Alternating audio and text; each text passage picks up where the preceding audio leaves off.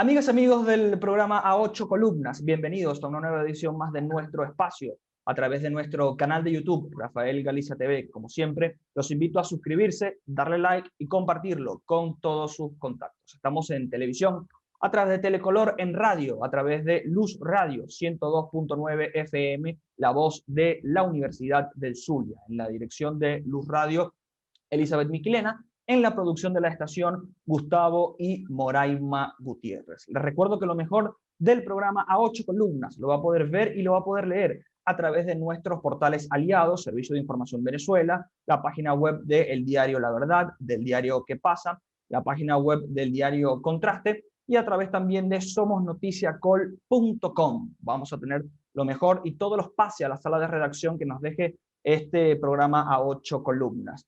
Hoy es distinto, hoy no vamos a hablar ni de política ni de economía, vamos a hablar sobre una pasión, vamos a hablar sobre el fútbol y para ello vamos a conversar con Daniel Chapela, periodista deportivo, como se lo dije en privado, también se lo digo en público, uno de los referentes del periodismo deportivo venezolano, también analista de fútbol y conductor de televisión y de radio. Hoy vamos a tener un programa muy especial, vamos a conversar sobre el proyecto que no fue. Vamos a hablar sobre la Superliga Europea de Fútbol, también obviamente vamos a hablar sobre el fútbol venezolano y también sobre los referentes de nuestro fútbol, por ejemplo, Jefferson Soteldo, Wilker Fariñez, etc. Pero antes que todo, Daniel Chapela, bienvenido al programa A 8 Columnas. Muchas gracias por estos minutos con nosotros. Bueno, no, muchísimas gracias a ustedes, un placer poderlos acompañar. Gracias por la invitación, gracias también por las palabras. Bueno, Daniel, conversemos sobre, como lo decía al inicio, un proyecto que no fue. El domingo 18 de abril el mundo del fútbol se estremecía totalmente. 12 clubes firmaban y anunciaban al mundo una Superliga que a los 2 días desapareció, que el presidente de este proyecto, Florentino Pérez, decía que está en stand-by. El mundo del fútbol se revolucionó por esas horas, fueron muy intensas, muchos breaking news, mucha última hora, y al final el proyecto como que murió. Pero ¿cómo viviste lo que fue el anuncio, esas horas de la Superliga, y cómo ves este proyecto? Bueno, se vivió todo con mucho asombro y con mucho estupor al principio, ¿no? Al final terminó siendo casi una historia rocambolesca por la manera en que terminó, ¿no? O por la forma en que se cerró esta apertura de rebelión, porque no creo que sea un asunto cerrado, ¿no? Eh, yo creo que los ideólogos de esta Superliga, entre los que habría que sumar a Josep María Bartomeu, el anterior presidente del Barça, porque digamos que fue el hombre que sembró la semilla de la Superliga en el año 2015, a la que se sumó después Florentino Pérez y a la que se fueron añadiendo otros de los jerarcas del fútbol europeo. Diría que ellos no previeron en el momento del anuncio, que en mi opinión fue hecho de una manera un tanto extemporánea y desorganizada, incluso con serios errores de comunicación. No contaron con la respuesta ni del mundo del fútbol en general, ni de ciertas aficiones, ni de cierta prensa también, que fue muy crítica con esta idea, con este proyecto, que no era desconocido, que no estaba en secreto, que ya se había difundido de alguna forma su idea madre a través de ciertas filtraciones que trascendieron en la prensa, y creo que tampoco esperaban las respuestas de ciertos dignatarios nacionales, de ciertos presidentes, como el caso de Macron en Francia o de Boris Johnson en Inglaterra, ¿no? Que tuvieron posturas firmes de rechazo hacia la idea de la Superliga, de apoyo hacia la tradición de los clubes y hacia la competitividad del fútbol, y en general yo diría que defendieron en buena medida los valores culturales que tiene el deporte y que tiene el fútbol en particular. Ahora bien, esto no quiere decir ni que la batalla haya sido ganada por los organismos, UEFA y FIFA, porque creo que en definitiva aquí no hubo ganadores y que no fue una lucha entre buenos y malos, sino entre malos y malos. Y por otro lado, tampoco pienso que algunos de los planteamientos, algunas de las proclamas que fueron dadas a conocer y que originaron este proyecto de la Superliga estén del todo desacertadas. Me refiero a que hay una serie de preceptos que yo creo que habría que considerar a futuro respecto del papel del fútbol hoy en la industria del entretenimiento, respecto de cómo se manejan las economías de los grandes clubes, eh, sobre cómo se reparten los beneficios y el papel de las organizaciones que tradicionalmente han sido los organizadores de este evento y que sin jugarse mucho desde lo económico tienen grandes beneficios.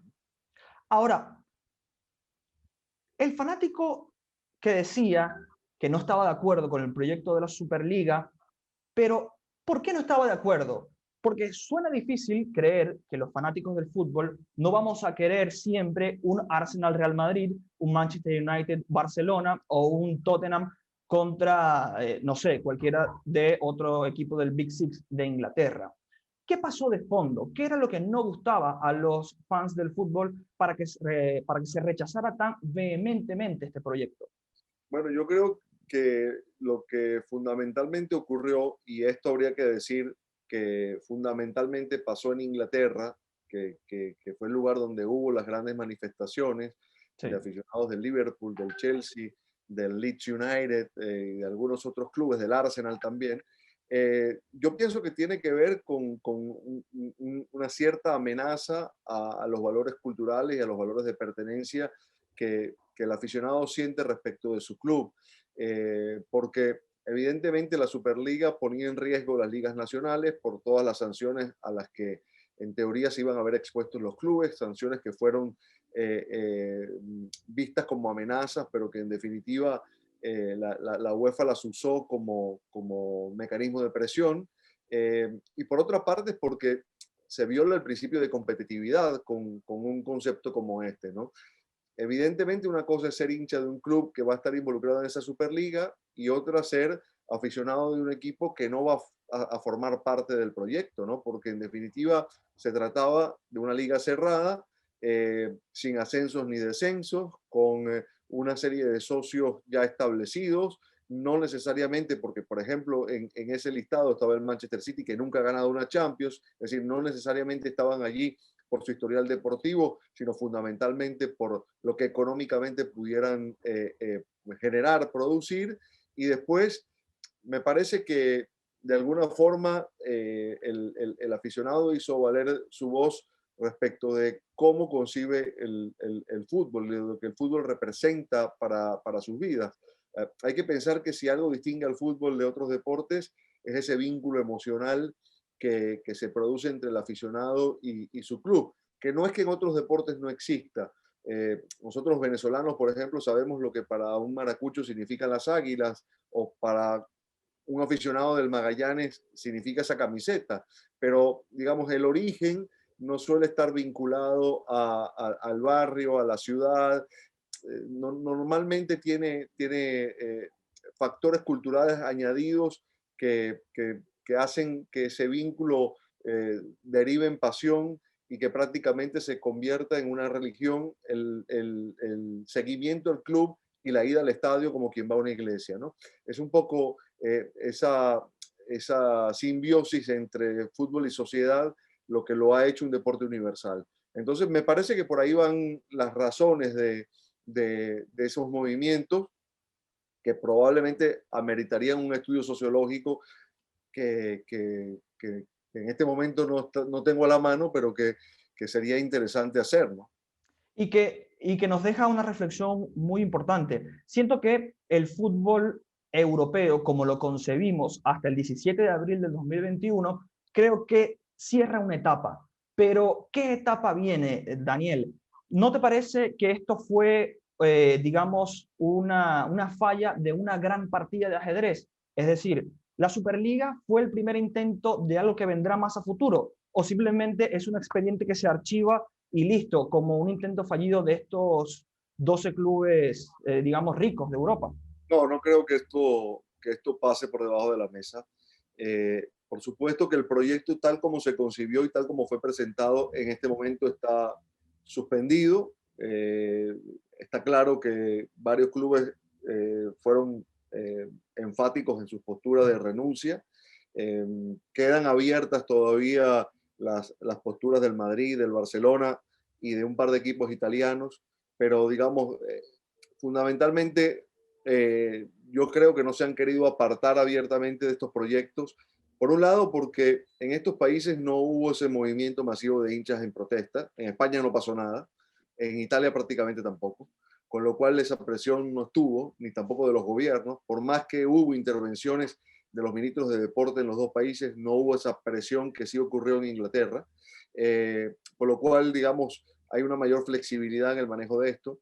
Pero sí creo que es un aviso, una medida de presión, y que quien tenga que hacer la lectura de lo que esto implica, digamos en este caso la UEFA y la FIFA, tendrían que considerar cambios, mejoras, transformaciones que lleven al fútbol a un nivel diferente. Es decir, estas reivindicaciones de los clubes tienen un trasfondo, ¿no? Que creo que Claro. debería ser considerado. En algunas de sus opiniones, cuando públicamente Florentino Pérez apareció para defender la Superliga, y lo hizo en un par de programas en España, en televisión y en radio, él hablaba mucho de un aspecto que creo que se tendría que considerar de una manera seria, que decía que hoy la industria del entretenimiento ha dado cambios, que hoy el aficionado del fútbol de las nuevas generaciones no es capaz de mantenerse 90 minutos al frente de un televisor viendo un partido, que es necesario añadirle factores que hagan el producto más atractivo. Y a mí me parece que esto tendría que derivar en un análisis mucho más concienzudo de lo que está ocurriendo, porque a mí me parece que es cierto eso, ¿no? Que ha habido una pérdida de interés, que hay demasiados partidos, que se juegan torneos en muchos casos que tienen escaso interés, y se nota en las audiencias televisivas y en la asistencia a los estadios, y eso tendría que derivar, insisto, en una reformulación de la estructura o de las estructuras tal como las conocemos. ¿Cuál sería ese modelo? Yo lo desconozco, pero evidentemente no se puede sostener la estructura actual, que ya está claro que tiene grietas. Ahora, Florentino Pérez decía en estos programas una frase que a mí me llamó mucho la atención. Él decía que este proyecto venía para salvar económicamente a los clubes. Estos 12 clubes, por ejemplo, que eran fundadores de la Superliga, ¿de verdad estaban tan mal económicamente para tener que cerrarse en una liga aparte para tener un mejor reparto de los derechos de televisión y los ingresos que generaban estos propios clubes? Es decir, ¿de verdad la Superliga tenía que salvar al fútbol, o era una excusa para poder presentar un proyecto y apartarse de la UEFA? No, yo creo que, por supuesto que en la mayoría de los casos hay números en rojo. Eh, en el Madrid, en el Milan, en la Juventus, en varios de los equipos ingleses, hay números en rojo. Son grandes empresas, los costos también son muy elevados, y yo creo que el tema de la pandemia habría que considerarlo aparte, porque es una circunstancia y no fue el acicate de la Superliga. Esto ya venía manejándose desde antes de la pandemia. Es decir, los propios dirigentes, los propios clubes que adulteraron el negocio, aumentando sus masas salariales, hipertrofiando el mercado, esos mismos clubes fueron los que después aparecieron como parte de este proyecto pidiendo mayores ingresos, porque claro, rompieron el mercado y ahora necesitan seguir alimentando el monstruo, ¿no? Lejos de esgrimir posturas más racionales para reducir costos, lo que han ido es en el camino hacia necesito más beneficios para poder seguir sosteniendo estas enormes estructuras, muchas veces desproporcionadas, que hemos generado, ¿no? Entonces, por ahí está el origen, pero esto de que la Superliga va a salvar el fútbol es un discurso acomodaticio, ¿no? Porque en definitiva era un proyecto para salvar a esos clubes, no para salvar al fútbol. Y además, yo esto lo pongo muy en duda, porque a mí me parece que la magnitud del negocio es la que es. El dinero que hay para invertir en televisión es el que es. Y es imposible que estos dirigentes hablasen de 4.000 millones de euros por derechos de televisión cuando la torta es del tamaño que es, insisto, ¿no? Es decir, ¿cómo se pueden invertir semejante cantidad de dinero en una Superliga sin que sufran los otros torneos donde también la televisión invierte? Hablo de la Champions, de la Europa League, de las ligas nacionales, es decir, una empresa televisiva no tiene dinero para tanto. Es decir, lo que se invierte, digamos, es más o menos conocido. ¿Cuál es la dimensión del negocio? Esto implicaba, bajo esa postura faraónica de Florentino Pérez, llevar el negocio a unos niveles para los que no está preparado. Es decir, no genera tanto la empresa fútbol, llamémoslo así, como para justificar semejantes niveles de ingresos, ¿no? Más allá del préstamo que estaba comprometido con JP Morgan, el principal banco de los Estados Unidos, ¿no? Que apostaba a este préstamo porque había un compromiso de devolución con intereses que se había firmado, ¿no? Es decir, no era que lo estaba haciendo porque apostase a un negocio con buenas perspectivas de futuro, ¿no? Y también teniendo en cuenta que algunos de los principales CEOs de equipos pertenecientes a la Superliga eran americanos. En el caso de Liverpool, el caso de Manchester United, por ahí va también el asunto. Pero ahora, Daniel, escuchándote, me llega la siguiente reflexión, no sé si tú estarás de acuerdo. El proyecto de la Superliga nació en España y murió en Inglaterra. Es decir, la Sí, idea del proyecto digamos, la encabezarían Real Madrid y Barcelona, pero el Big Six empezó como a ponerle los clavos a ese ataúd de lo que fue la Superliga.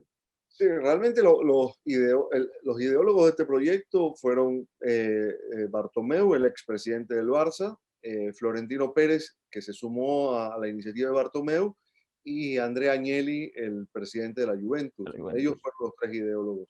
Ellos sumaron voluntades, muchas de manera apresurada, cuando sintieron que tenían que salir con el proyecto de Superliga porque venía el anuncio de la UEFA respecto del nuevo modelo de Champions, en el que ellos no estaban y no están de acuerdo. Les parece que lo que plantea la UEFA es un poco más de lo mismo, simplemente aumentando la cantidad de partidos y dándole prioridad a los grandes para que se enfrenten más veces entre ellos, pero no generando el beneficio económico que estos clubes quieren. Es decir, aquí están todos apostando a que la desproporción que ya existe entre los ingresos entre grandes y chicos todavía se haga mayor, que aumente la brecha. Y yo creo que sí, que de alguna forma murió en Inglaterra, porque fue donde más expresiones de repudio hubo, donde los hinchas se levantaron, donde hubo una postura muy firme del gobierno, y creo que eso terminó teniendo un peso que gravitó mucho en el destino final, que fue la renuncia masiva de más del 80% de los clubes del proyecto inicial, ¿no? Y en medio de todo esto, ¿cómo queda el papel de la UEFA, el papel de FIFA? En esta guerra campal que hubo durante esos días de comunicados y contracomunicados, ¿cómo queda el ambiente del fútbol europeo cuando se tengan que sentar estos clubes, con UEFA principalmente, para poder negociar una nueva Champions, un nuevo formato que sea agradable y sea aprobado por todos? Porque al momento en que tú y yo estamos conversando, evidentemente técnicos, jugadores y clubes no están de acuerdo con el actual formato de Champions que UEFA lo planteó para 2024. Pero en el medio están estos 12 clubes que piden una reforma ya al fútbol, ya a las competencias europeas. ¿Cómo queda la relación entre clubes europeos, los top, y UEFA para buscar un camino de entendimiento? Pero yo creo que la UEFA tuvo una política de fuerza, de resistencia. Me parece que ganó una batalla, pero la guerra sigue abierta. Creo que no lo hemos sabido aún, pero pienso que allí hubo negociaciones que desconocemos para que todo esto ocurriera. Esa renuncia masiva tuvo que ver con las presiones, pero también con algún tipo de concesión que debe haber hecho la UEFA para que estos clubes se plegaran a la renuncia masiva. Me refiero a, a cuestiones que tienen que ver, por ejemplo, con el fair play financiero, con permitir que los equipos de Estado estén menos controlados en ese aspecto. Hay que recordar que tanto Manchester City como Paris Saint-Germain fueron cuestionados por justamente violar el fair play financiero. Sí. Estuvieron amenazados de sanción. Eh, Sabemos que hay detrás de esos clubes mecanismos para disfrazar los ingresos de patrocinio. Es decir, ahí tuvo que haber habido algún tipo de negociación que, insisto, no tenemos muy clara aún. Y creo que los equipos que aún se mantienen en el proyecto inicial, Barcelona, Real Madrid, Juventus, de alguna manera van a tener una carta negociadora. Es decir, ellos dijeron claramente que van en serio, independientemente de que esta vez esta especie de golpe de Estado haya sido abortado, ¿no? Nadie descarta que en el futuro esto, perdón, pueda volver a suceder, ¿no? Y claramente estos clubes tienen esta arma. Ahora, Daniel, para terminar el tema de la Superliga, debemos ir a la pausa para después ir al último bloque. En el medio de todas estas confrontaciones, guerra, entre comillas, entre dirigentes, clubes y aficionados, el futbolista.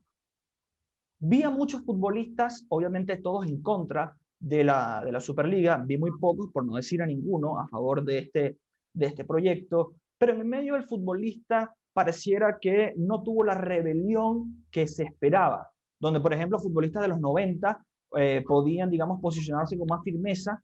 Aquí fue decisiones más colegiadas, caso comunicados de los jugadores de Atlético de Madrid, comunicados de los jugadores de Liverpool, todos en conjunto. Pero ¿cómo ves la figura del futbolista en el medio de todo este dilema de la Superliga? ¿Era un proyecto que los ayudaba? ¿Era un proyecto que los perjudicaba? ¿Cómo ves al protagonista en este caso de toda esta cuestión? El jugador es un empleado del club. El jugador poco puede hacer respecto de lo que los clubes deciden, independientemente de que puedan tener posturas a favor o en contra.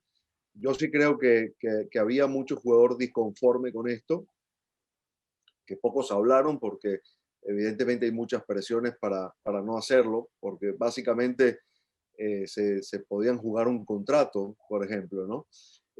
Sí es verdad que hubo algunos casos particulares y aislados de técnicos y de jugadores, pero casi todos desde el lado inglés. Habló Klopp, habló Guardiola, Sí. con posturas críticas muy definidas, habló Marcelo Bielsa también, y como bien cuentas, hubo una postura sindicada en el lado de Liverpool, pero antes también, por ejemplo, habló su capitán, James Milner, y abiertamente se posicionó en contra. Después lo hizo Gerard Piqué en el caso del Barcelona, pero digamos que no fue tan directo, ¿no? En aludir a la Superliga, si bien no hablo solo de lo que dijo en redes sociales, sino de la entrevista Sí. que le dio a Jorge Valdano hace unos días nada más, ¿no? Sí, sin duda, digamos, no dijo que no directamente, pero sí dejó a entender que en principio no estaba de acuerdo con esta idea de la Superliga. Bien, amigos del programa A 8 Columnas, estamos conversando con Daniel Chapela, destacado periodista deportivo venezolano, analista de fútbol desde los Estados Unidos. Estamos hablando sobre la Superliga, pero también vamos a tocar otros interesantes temas como el fútbol venezolano en pandemia y también el futuro de nuestros principales referentes en nuestro continente y en Europa de los futbolistas venezolanos. Una pausa y al retorno cerramos nuestra conversación. Ya venimos.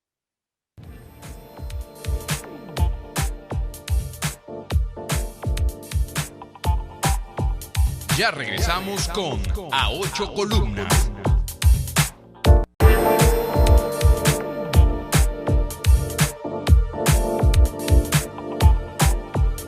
Continuamos con A 8 Columnas.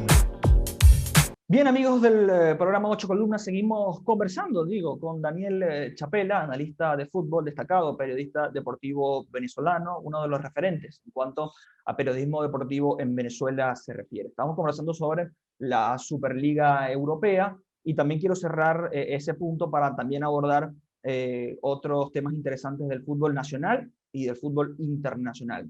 Finalmente, Daniel, como reflexión, ¿qué te deja esto de la Superliga para el fútbol mundial? Inclusive en esos días se habló de la Superliga de clubes de nuestro continente, de clubes sudamericanos o de todo el continente americano, se habló tantas cosas.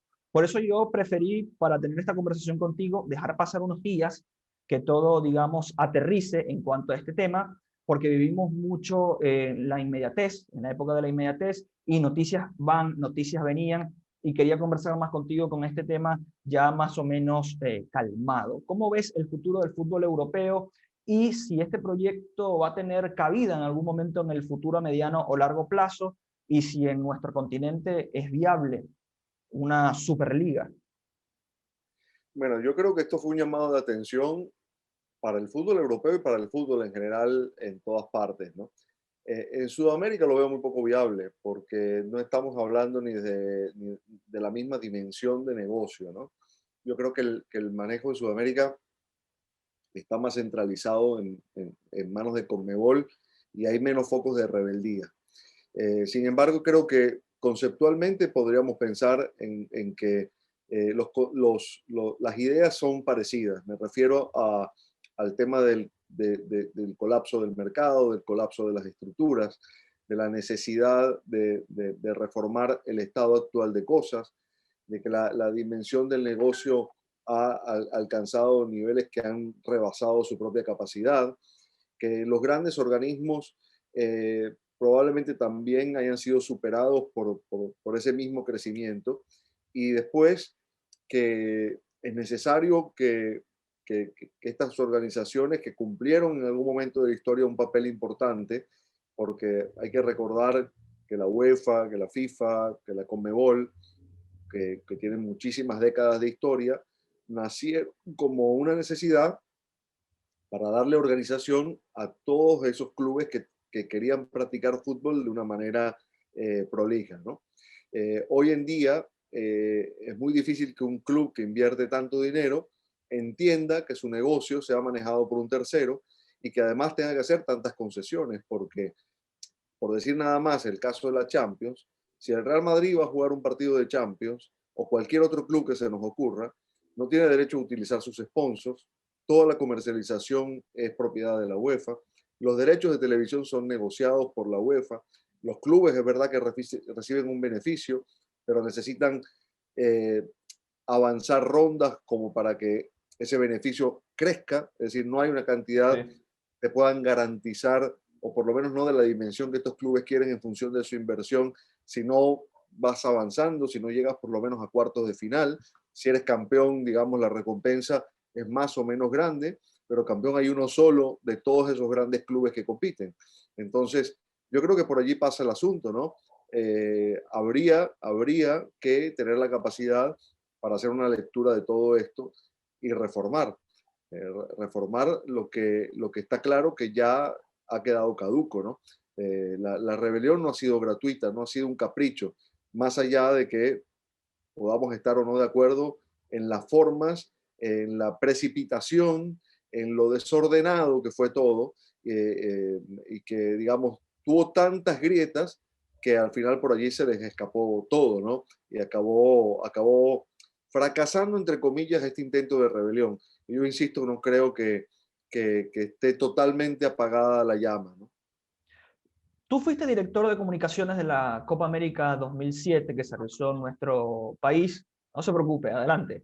Y un poco lo anticipabas, decías que era desordenado todo esto, cómo se dio de la Superliga, pero conociendo tu amplia experiencia en medios de comunicación y en fútbol, ¿cómo ves los cambios que se tiene que dar, digamos, de este paquete, vamos a llamarlo así, esta presentación, este negocio llamado fútbol? ¿Cómo hacer para interesar a las nuevas generaciones? Lo decía en el segmento anterior que Florentino Pérez haya dicho que los jóvenes no están interesados o no se concentran 90 minutos en un partido de fútbol, cosa que a mí me llama poderosamente la atención. Inclusive lo dijo a manera de broma de tener que revisar si un partido tiene que durar 90 minutos. Yo creo que no se debe tocar la duración del fútbol, pero inclusive ya se plantea reformar el deporte en aras del negocio. Pero tú como experto en comunicaciones y medios de comunicación, ¿qué debe cambiar este negocio para hacerlo más viable en el mediano y el largo plazo? Mira, es compleja la respuesta. Yo debo confesar que no la tengo, pero sí podría aportar ideas de lo que creo, ¿no? Sí, Eh, no está tan alejado de la verdad quien dice que hoy a un muchacho de la nueva generación Aquí hablo de gente adolescente, preadolescente, en el rango también entre, digamos, entre los 15 y los 30 años, millennials, etcétera. Evidentemente hoy la oferta de consumo es mucho más amplia. La oferta de entretenimiento en general lo es también. Creo que la nueva generación está más habituada al mensaje inmediato, al highlights, al click, al video corto, a la noticia fragmentada. Yo no estoy dando una valoración con esto Claro. en el sentido de si es bueno o es malo, sino trato de describir cuál es la realidad o contra qué compite el fútbol como parte de la industria del entretenimiento, ¿no? Es decir, hoy hay una panoplia a disposición del consumidor para elegir y muchas veces no elige una sola, sino que elige varias al tiempo. Normalmente, ¿a quién no le pasa que está viendo un partido y al tiempo está con las redes sociales, ¿no? Sí. Chequeando redes sociales o tuiteando? Yo muchas veces me sorprendo cuando estoy viendo un partido y me encuentro gente tuiteando el tiempo y digo, ¿cómo hace para ver el partido y tuitear al mismo tiempo? Eso no cabe en mi cabeza, pero yo no soy un millennial, ¿no? A lo mejor Yo lo hago. hay gente que tiene una capacidad para poder tener la atención sobre el partido y al mismo tiempo sobre las redes sociales y no perder atención en ninguna de las dos. A mí eso me cuesta mucho, pero entiendo que hay una generación habituada o que ha crecido con las nuevas herramientas comunicacionales y que tiene otra capacidad de percepción y está acostumbrado a consumir otro tipo de cosas y otro tipo de mensajes, ¿no? Eh, de pronto hoy el contenido está más accesible de forma compactada, en píldoras de información, y hay quien prefiere consumir eso así y no emplear 90 minutos de su día en un partido. Aparte que la oferta es muy amplia. Uno no ve un partido, uno puede ver varios partidos, ¿no? El calendario está sobresaturado. Entonces, no es lo mismo tampoco la visión que pueda tener yo como periodista especializado en fútbol, que tengo que ver el fútbol porque es mi trabajo, que Claro. quien lo hace porque es un aficionado o le entretiene. Y el fútbol además no solo compite con la industria del ocio, sino que compite con otros deportes que también forman parte de esa industria y que están a disposición. Es decir, que no es sencillo ganarse un lugar en todo eso, por más universal que sea el fútbol como disciplina. Entonces, yo no sé si la solución está en hacer el juego más ágil a través de reformar reglamentos, ¿no? Lo que ha pasado con otros deportes yo no creo que sea trasladable al fútbol, no lo veo yo así, por ejemplo, ¿no? La NBA ha hecho muchos cambios para agilizar el juego, para hacerlo más atractivo, pero es un deporte diferente. Los impactos de emoción de esos deportes son mucho más frecuentes que en el fútbol. ¿Cuál es el impacto de emoción que tiene el fútbol? El gol. El gol. Generalmente el O una gol. gambeta que cada vez hay menos. Sí, es que cada vez hay menos, correcto, pero digo, el impacto fundamental del fútbol es el gol y un partido puede quedar 0-0 en el fútbol. En otros deportes no existe el empate sin anotaciones, ¿no? Entonces, en el béisbol, los impactos de emoción eh, son el jonrón, son las carreras, son las grandes jugadas, pero cada batazo puede ser un impacto de emoción, con lo cual allí ya conseguimos muchos impactos de emoción a lo largo de 2 o 3 horas que puede durar un partido de béisbol. En el baloncesto ni hablar, cada vez que se encesta, ¿no? Cada vez que hay una clavada o cada vez que hay una cesta de tres. Son muchos impactos de emoción. El fútbol americano también te ofrece una mayor cantidad de impactos de emoción. Entonces, eso hay que tenerlo en cuenta, ¿no? Porque al final es lo que termina atrapando al televidente.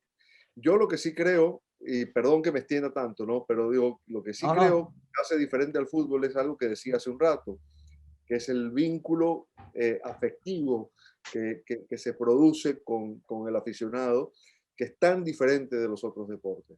Y yo creo que eso es lo que habría que reforzar, que ese vínculo no se pierda, porque en definitiva es lo que va a hacer que tú te sientes esos 90 minutos a ver el partido. No es lo mismo ver un partido como un espectador neutral que cuando el partido tiene implicaciones para ti mucho más profundas que cuando estás viendo, no sé, un compromiso que no te toque directamente el corazón.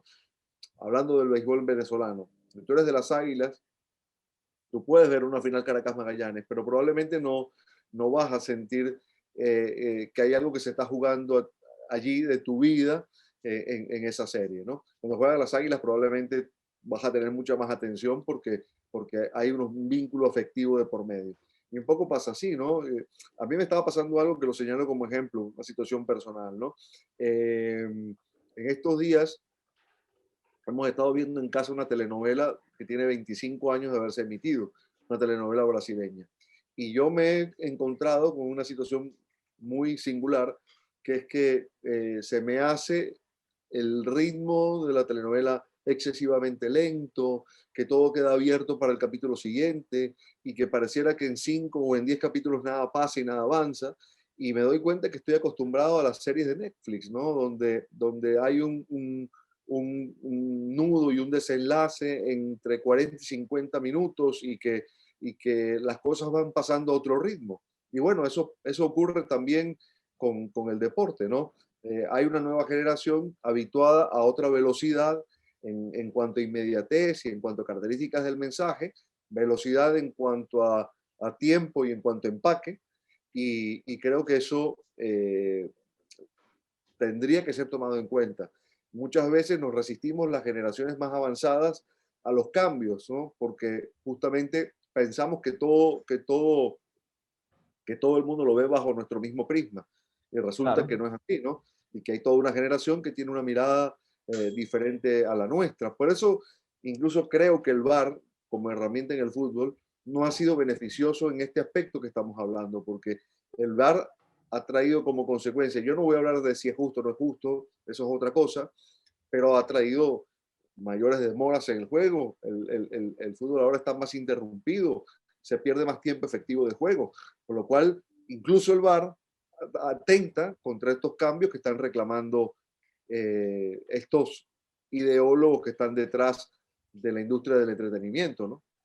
Pero ¿no te parece que no es la herramienta, sino quién usa la herramienta? Es decir, el VAR de entrada pareciera que es algo positivo porque, digamos, le va a dar más justicia al juego, pero el problema está en quienes utilizan el VAR, la forma de utilizar el VAR, la reglamentación clara o no, que a mí me parece que no, porque debería haber una normativa, digamos, estándar para el uso de esta aplicación, ha hecho que pase que, digamos, afecte al juego en vez de ayudarlo a que tenga más justicia y que tenga mayor, digamos, agilidad. Y sobre lo que comentabas en el punto anterior sobre, digamos, todo el negocio del fútbol, ¿no te parece que habría que imitar un poco el modelo americano con la NBA? Es decir, el show que se genera alrededor del juego sin que se pierda el espíritu del juego. Y te digo la NBA porque me parece que es la industria que mejor lo ha entendido y que mejor lo ha aplicado en los últimos años. Ver un juego de NBA, aparte de un espectáculo de 48 minutos, también es un show, cómo entran los equipos, cómo se presentan, digamos, esos rituales que hacen algunos basquetbolistas. Me parece que le dan un plus a la transmisión que hace que el fanático no se enganche solo a los 48 minutos, sino que se queda más tiempo, porque quiere ver el ritual de LeBron y quiere ver, no sé, la celebración final después del partido. Esto no habría que aplicarlo un poco al fútbol. No sé, yo creo que los deportes no siempre son comparables, ¿no? Ni las estructuras de los deportes americanos son necesariamente trasladables a otro tipo de idiosincrasias, pero sí pienso que hay que replantear y que hay que refundar esto que conocemos, ¿no? Las estructuras tal como las conocemos, ¿no? Ya hay varios llamados de atención en ese sentido. Ya se ven, no hablo ahora de la pandemia, antes de la pandemia, Sí. muchos partidos donde las asistencias no son buenas, eh, el calendario está sumamente recargado, cada vez por un tema muchas veces de supuesta justicia deportiva. eh, Hablo del caso de la Liga de Naciones de Europa, por ejemplo, para que todo el mundo tenga cabida y posición. Un formato relativamente atractivo, pero yo creo que no es bueno para el fútbol que las cámaras muestren estadios vacíos. Sí. Es decir, yo creo que todo eso se tiene que repensar, ¿no? Y lo tienen que hacer estos señores que manejan las grandes organizaciones, ¿no? Y atender estos llamados de pedido de auxilio, de alguna forma, que están haciendo no solo los grandes clubes, sino todo el que está alrededor del fútbol, porque los grandes clubes tienen recursos para salir de las crisis. Los pequeños tienen más dificultades, ¿no? Por más que hay ejemplos de gestión exitosa en lo económico en equipos pequeños, como el Villarreal, por ejemplo, se me ocurre en el fútbol español, ¿no? Daniel, yo te quiero agradecer estos minutos con nosotros. Este es un programa que siempre habla de política, de economía, y digamos, con mi entrada en el programa, a mí me gusta hablar de fútbol, me gusta hablar de béisbol y de tantos otros deportes.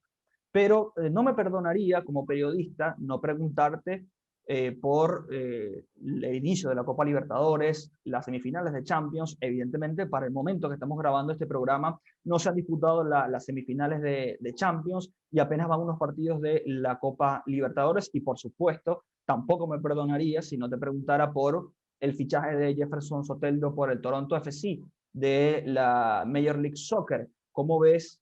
Quisiera comenzar por Soteldo. ¿Cómo ves el fichaje de Jefferson a la MLS? Y algunos sectores lo ven como un retroceso, pasar de usar la 10 del Santos a jugar una liga en potencia como lo es la MLS, teniendo en cuenta que a Soteldo se lo veía en Europa. Yo creo que no es un retroceso, tampoco diría que es un avance, pero no un retroceso. No se va a ir a jugar a una liga donde no haya unos buenos niveles de competitividad. No creo que Soteldo vaya a ser un jugador de menor capacidad cuando hayan transcurrido unos meses compitiendo en la MLS. Lo contrario, creo que es una liga que lo puede potenciar en otras cosas. Hay mucho desconocimiento respecto del nivel real de la MLS. Eso es muy distinto a decir que sea una liga top o que esté o Claro. que sea comparable a las principales ligas de Europa, por supuesto que no. Ni siquiera en cuanto a nivel de juego es comparable a la de Brasil. Sí, en otras cosas es superior a la de Brasil y a todas las de Sudamérica, respecto a organización, respecto a manejo del negocio, respecto a la explotación del mercadeo, respecto de las estructuras de formación. Es decir, hay un montón de factores que tiene la MLS que no tienen las ligas de Sudamérica. Es decir, yo no creo que sea un retroceso. Eh, Después entiendo que mucha gente tenía la ilusión de ver a Soteldo en un equipo europeo. Y yo me imagino que el propio futbolista tendría ese sueño. Lo que habría que preguntarse es cuál es la razón o cuál puede ser la causa por la cual Soteldo no recibió ofertas de equipos europeos. Yo no creo, porque me parece una visión un poco acomplejada, que tenga que ver con que sea venezolano. Sí podría admitir que el hecho de no contar con un pasaporte europeo puede ser un pequeño obstáculo, porque, digamos, las plazas de extranjero en Europa están contadas y para que un club europeo invierta en un futbolista que va a tener que ocupar una de esas plazas, necesita hacerlo con alguien que llegue para ser titular y no con una apuesta de futuro. Sin embargo, los grandes clubes europeos, y no solamente los nombres que todos conocemos, sino la mayoría de los equipos serios de Europa, tienen mecanismos de escauteo a todo nivel, Claro.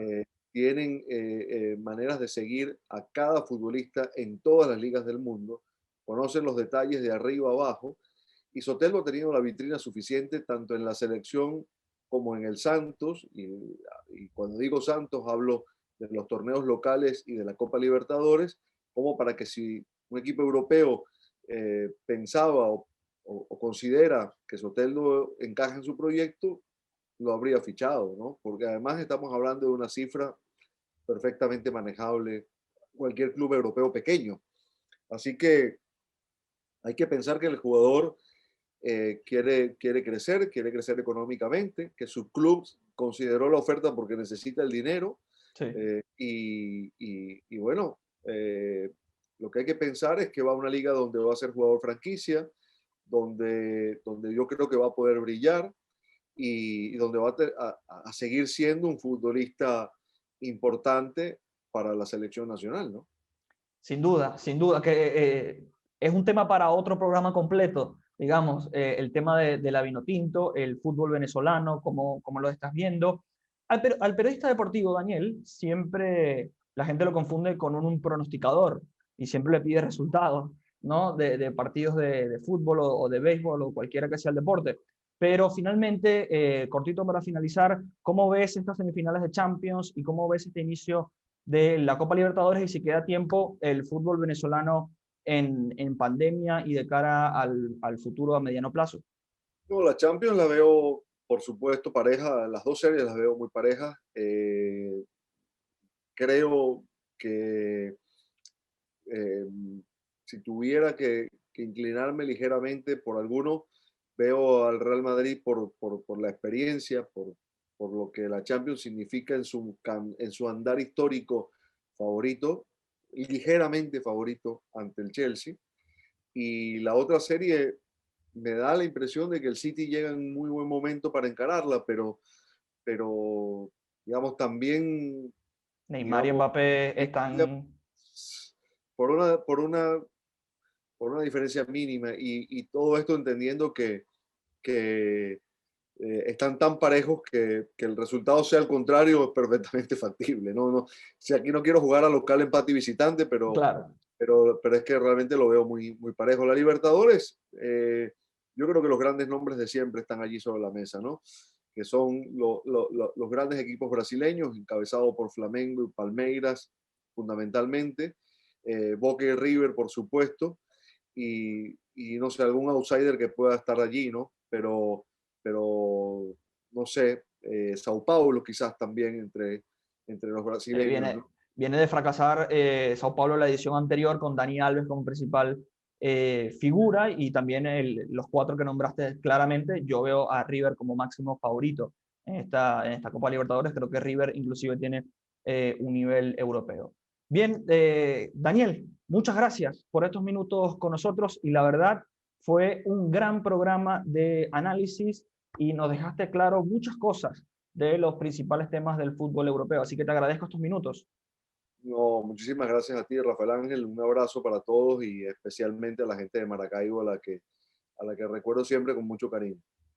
Muchas gracias. Nosotros a ti también como uno de los referentes del periodismo deportivo venezolano. Gracias. Amigas y amigos del programa 8 Columnas, vieron y escucharon a Daniel Chapela, periodista y analista de fútbol. Estuvimos hablando sobre distintos temas, principalmente la Superliga Europea que no fue, y también otros puntos como el fútbol internacional, el fútbol de nuestro continente y el fútbol venezolano. Si llegaron a esta parte final del programa, les agradezco. Los invito a suscribirse, darle like y compartir nuestro canal de YouTube Rafael Galicia TV, donde va a poder ver este programa y todos los del nuevo ciclo de A8 Columnas. Véannos en Telecolor, escúchenos a través de Luz Radio 102.9 FM, la voz de la Universidad del Zulia.